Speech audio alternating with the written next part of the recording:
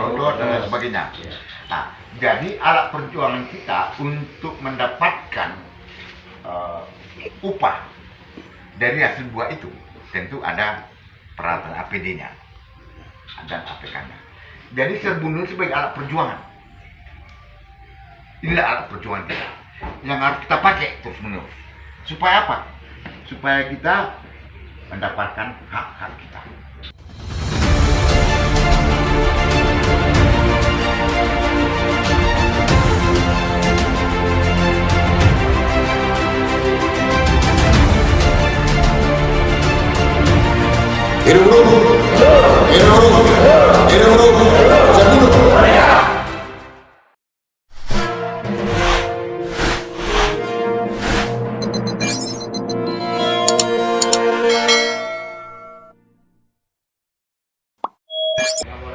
Pasti kita semua punya keinginan sebagai buruh adalah bagaimana kita bisa hidup lebih layak, memenuhi kebutuhan istri dan anak kita.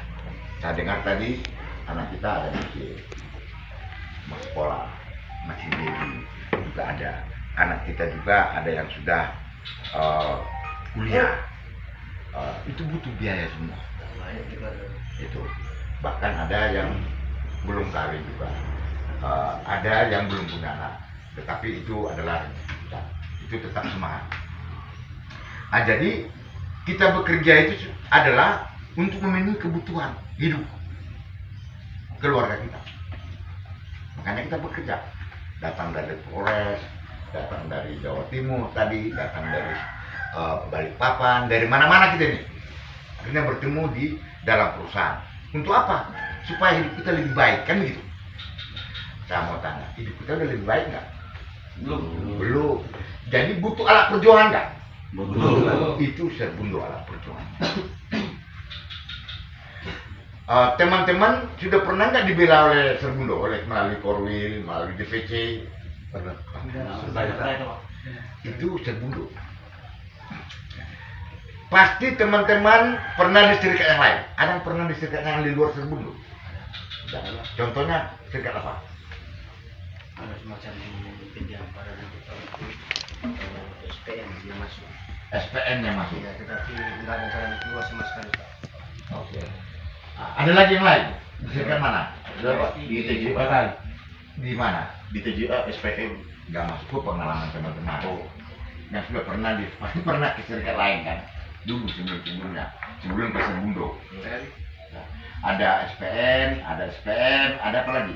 Ada Bukatan, ada SBC, ada Bukatan, banyak kan? Kalian bisa menilai, apakah mereka itu alat perjuangan atau tidak? Menurut teman-teman, apakah mereka bisa jadi alat perjuangan? Kalau Serbundul yang pernah diperjuangkan macam mana?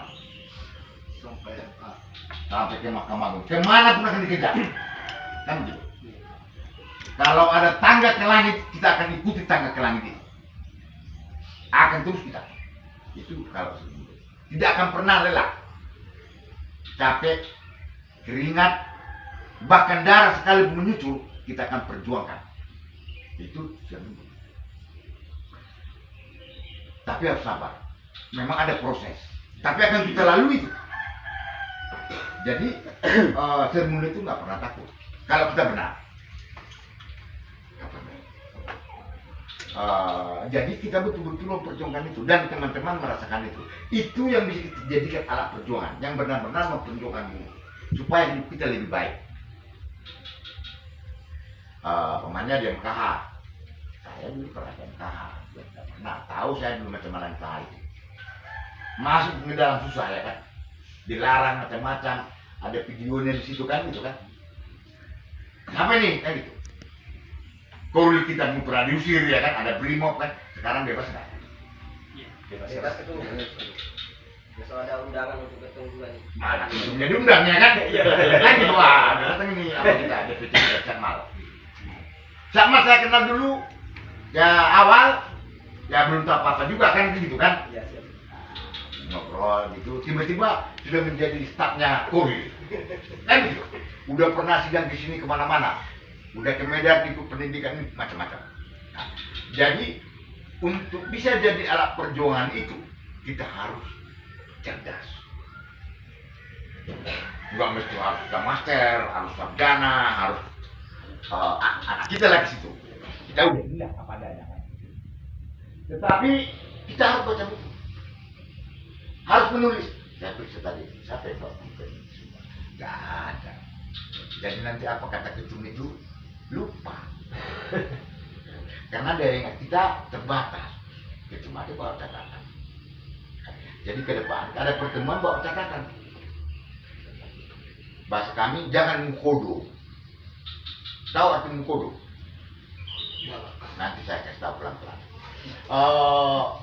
Jadi harus punya modal juga kita, alat tulis minimal, ya kan? Supaya apa yang kita sharingkan itu, detail nanti dicatat. Itu ke depan ya, sekali lagi ya. Kalau datang hitung jangan lagi nggak menulis ya kan? Saya tanya nanti siapa nama hitung tadi? Kenal ya. Karena itu pernah saya tanya, nggak tahu, udah lupa dia. Padahal baru dibilangin kan. Jadi itulah sebagai alat perjuangan kita. Kita harus cerdas, harus pintar juga. Ya, karena anggota pun, pengurus pun, ya apalagi kau lihat lebih pintar lagi, apalagi dia pengurus.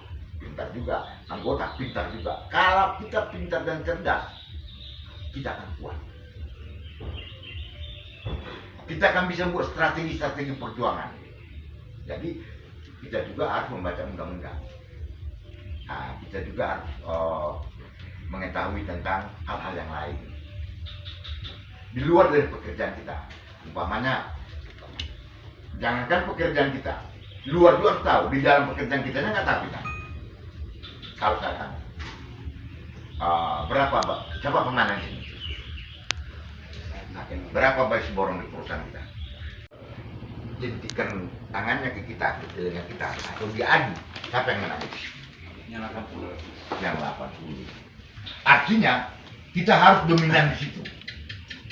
Harus lebih dari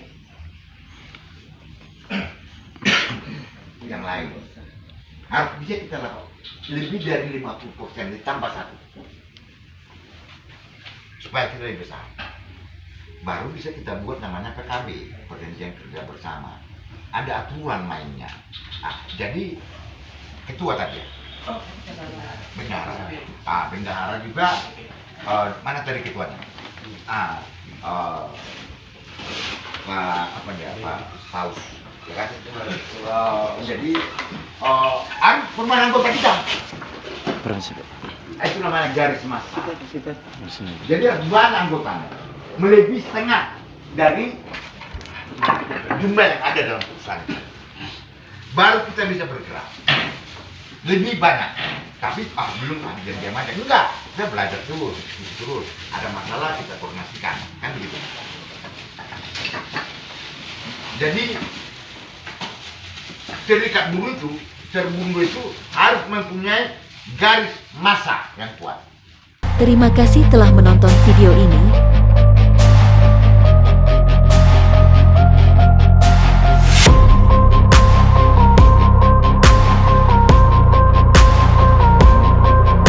Federasi Serbundo.